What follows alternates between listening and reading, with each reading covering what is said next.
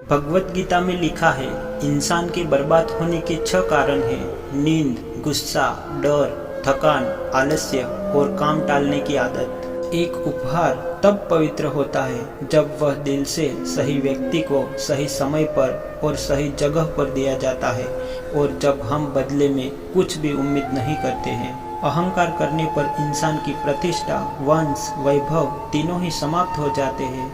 जीवन में कभी भी किसी से अपनी तुलना मत कीजिए। आप जैसे हैं सर्वश्रेष्ठ हैं। जो मनुष्य दूसरों का दुख और कष्ट समझता है, निश्चित है ऐसे मनुष्य का दुख ईश्वर स्वयं हर लेते हैं। श्री कृष्ण कहते हैं, इस संसार में कुछ भी स्थायी नहीं है।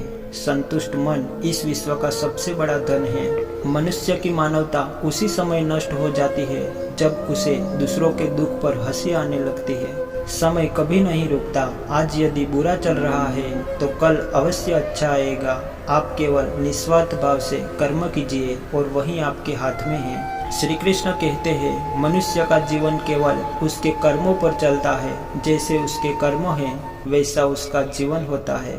जो मन को नियंत्रित नहीं करते उनके लिए वह शत्रु के समान कार्य करता है। स्वयं का दर्द महसूस होना जीवन होने का प्रमाण है, लेकिन औरों का दर्द महसूस होना इंसान होने का प्रमाण है। बड़प्पन वह गुण है जो पद से नहीं संस्कारों से प्राप्त होता है। व्यक्ति या जीव का कर्म ही उसके भाग्य का निर्माण करता है।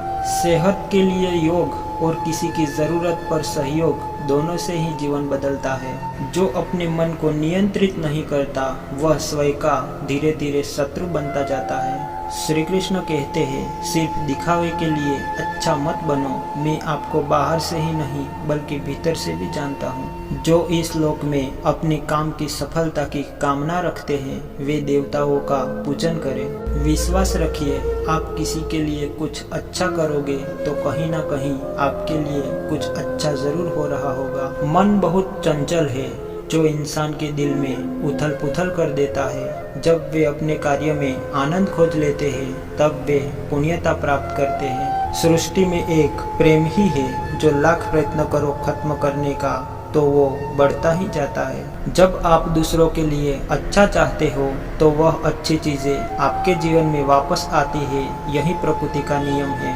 श्री कृष्ण कहते हैं, मोह उसी का करो जिस पर आपका अधिकार है। जिस पर आपका अधिकार नहीं है उसका मोह भी नहीं करना चाहिए। प्रबुद्ध व्यक्ति के लिए गंदगी का ढेर, पत्थर और सोना सभी समान है। आपके कर्म ही आपकी पहचान है, वरना एक नाम के हजारों इंसान हैं। श्री कृष्ण कहते हैं, चुप रहने से बड़ा कोई जवाब नहीं और माफ कर देने से बड़ी कोई सजा नहीं होती। मुश्किल वक्त हमारे लिए आईने की तरह होता है जो हमारी क्षमताओं का सही आभास हमें करवाता है। धरती पर जिस प्रकार मौसम में बदलाव आते हैं उसी प्रकार जीवन में भी सुख दुख आता जाता रहता है। अहंकार का मतलब वही है कि आप खुद को कभी गलत नहीं मानते। अगर तुम्हें किसी ने दुखी किया है तो बुरे लोग उसी पेड़ पर पत्थर मारते हैं जिस पेड़ पर ज्यादा मीठे फल होते हैं। मनुष्य कितना भी गोरा क्यों ना हो परंतु उसकी परछाई सदैव काली होती है।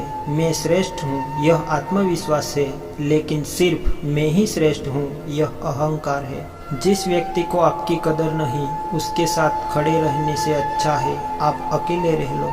श्री कृष्ण कहते हैं, इंसान का पतन उसी समय शुरू हो जाता है जब वह अपनों को गिराने के लिए गैरों से सलाह लेना शुरू कर देता है। दुनिया के सबसे ज्यादा सपने एक ही बात ने तोड़े हैं, लोग क्या कहेंगे। आत्मा अमर है इसलिए मरने की चिंता मत करो। आत्मा का अंतिम लक्ष्य परमात्मा में मिल जाना होता है। ना हार चाहिए ना जीत चाहिए। जीवन में अच्छी सफलता के लिए परिवार और कुछ मित्र का साथ चाहिए। तुमने खुद को कमजोर मान रखा है, वरना जो तुम कर सकते हो वो कोई दूसरा नहीं कर सकता। माता पिता की सेवा ईश्वर की सेवा के बराबर होती है। अपने जीवन की तुलना किसी के साथ नहीं करनी चाहिए। सूर्य और चंद्रमा के बीच कोई तुलना नहीं। जब जिसका वक्त आता है वह चमकता है। जीवन कठिन तब लगता है जब हम स्वयं में बदलाव करने की बजाय परिस्थितियों को बदलने का प्रयास करते हैं। श्री कृष्ण कहते हैं, तू करता वही है जो तू चाहता है, होता वही है जो मैं चाहता हूँ। तू वही कर जो मैं चाहता हूँ, फिर होगा वही जो तू चाहता है। श्री कृष्ण की अच्छी बातों वाली वीडियो आपको अच्छी लगी हो तो इसे लाइक करें और चैनल को सब्सक्राइब करें। जय श्री कृष्ण।